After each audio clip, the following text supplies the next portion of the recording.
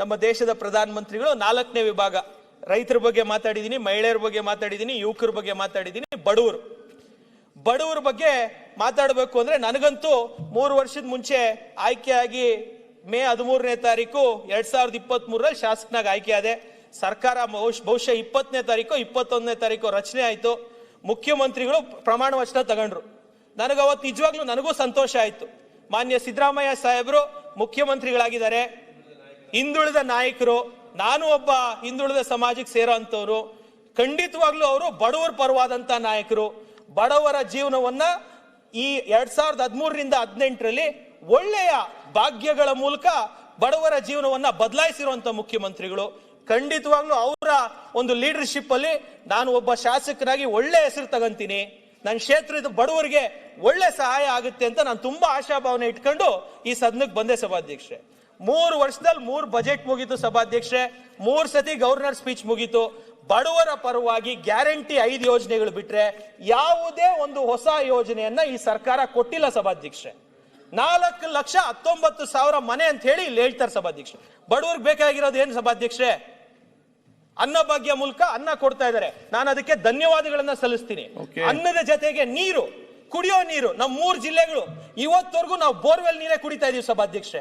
ಪುಣ್ಯ ಕಟ್ಕೊಂತಾರೆ. 18,000 ಕೋಟಿ ಎತ್ತಿನೊಳಗೆ already use ಆಗಿದೆ. ಒಂದೇ ಒಂದು ಡ್ರಾಪ್ ನೀರು ನಮಗೆ ಬಂದಿಲ್ಲ.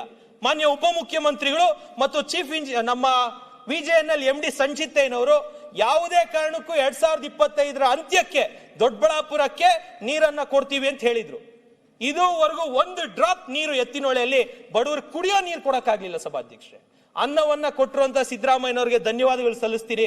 ದಯವಿಟ್ಟು ನಿಮ್ಮ ಮುಂದಿನ ಬಜೆಟ್ ಅಲ್ಲಿ ನಾನು ನಿಮ್ಮ ಕಾಲಿಗೆ ಮುಗಿದು ಕೇಳ್ಕೊಂತೀನಿ ಸರ್, ನಮ್ಮ 3 ಜಿಲ್ಲೆಗಳು ಕುಡಿಯೋ ನೀರು ಕೊಟ್ಬಿಡಿ ಸರ್. ಪಾವಗಡ, ತುಮಕೂರು ಅಲ್ಲೆಲ್ಲ ಏನಾದ್ರೂ ಹಾಕೊಳ್ಳಿ. ಹಾಸನ ಅವ್ರಿಗೆಲ್ಲ ನೀರಾವರಿ ಇದೆ ಸರ್. ಇವತ್ತವರೆಗೂ ಇರೋಣ ಮಾತಾಡಿ ಅಣ್ಣ, ನಮಗೆ ದಯವಿಟ್ಟು ನಮ್ಮ 3 ಜಿಲ್ಲೆಗಳಿಗೆ ಕೋಲಾರ, ಚಿಕ್ಕಬಳ್ಳಾಪುರ ಮತ್ತು ಬೆಂಗಳೂರು ಗ್ರಾಮಾಂತರ ಜನತೆಗೆ ಕುಡಿಯೋ ನೀರು, ಸಿಹಿ ಕುಡಿಯೋ ನೀರು, ನಮಗ್ ನೀರಾವರಿಗೆ ರೈತರಿಗೆ ನೀರು ಬೇಡ, ಕುಡಿಯೋ ನೀರಾದ್ರೂ ಕೊಡಬೇಕು ಅಂತ ಮಾನ್ಯ ಮುಖ್ಯಮಂತ್ರಿಗಳಲ್ಲಿ ನಾನು ಕಳಕಳಿಯ ಮನವಿಯನ್ನ ಈ ಮೂಲಕ ಮಾಡ್ತೀನಿ ಸಭಾಧ್ಯಕ್ಷ. ದಯವಿಟ್ಟು ಮನೆಗಳನ್ನ ಕೊಡುವಂತ ಕೆಲಸ, ಕೇವಲ 4 ಲಕ್ಷ ಮನೆಗಳು ಕೊಟ್ರೆ ನನ್ನ ತಾಲೂಕಿಗೆ 5,500 ಮನೆಗಳು ಕೊಡ್ತೀನಿ ಅಂತ 500 ಮನೆಗಳು ಕೊಡ್ತೀನಿ ಅಂತ ಸಾಧನಾ ಸಮಾವೇಶದಲ್ಲಿ ಮುಖ್ಯಮಂತ್ರಿಗಳು ಸಮೀರ್ ಸಾಹೇಬ್ ಹೇಳಿದ್ರು. ಇದುವರೆಗೂ ಒಂದು ಮನೆನೂ ಬಂದಿಲ್ಲ ಸರ್. ದಯವಿಟ್ಟು ಮನೆಗಳನ್ನ ಕೇಳಿಕೊಂಡು ಯಾರಾಗ್ತಾರೆ MLA ಅಭ್ಯರ್ಥಿ 2028 ಶೀಘ್ರದಲ್ಲೇ. ಪ್ರತಿದಿನ ಒಂದೊಂದು ಕ್ಷೇತ್ರದ ಟಿಕೆಟ್ ಆಕಾಂಕ್ಷಿಗಳ ಸಂಪೂರ್ಣ ಮಾಹಿತಿ ಪೊಲಿಟಿಕಲ್ ಜರ್ನಲಿಸ್ಟ್ KM ಶಿವಕುಮಾರ್ ಅವರಿಂದ. ಕರ್ನಾಟಕದ ನಂಬರ್ 1 ಡಿಜಿಟಲ್ ಮೀಡಿಯಾ ನಿಮ್ಮ ನೆಚ್ಚಿನ ಕರ್ನಾಟಕ ಟಿವಿಯಲ್ಲಿ ಮಾತ್ರ. ನೀವು ಸಣ್ಣ ಆಗ್ಬೇಕಲ್ವಾ? ಅದು ಒಂದು ಉತ್ತಮ ಆಹಾರದಿಂದ ಸಣ್ಣ ಆಗ್ಬೇಕಲ್ವಾ? ಪ್ರತಿದಿನ ನಮ್ಮ ಜೀನಿ ಸ್ಲಿಮ್ ನ ಯೂಸ್ ಮಾಡಿ ಯಾವುದೇ ಸೈಡ್ ಎಫೆಕ್ಟ್ ಇಲ್ದಂಗೆ ನೀವು ಸಣ್ಣ ಆಗ್ತೀರಾ.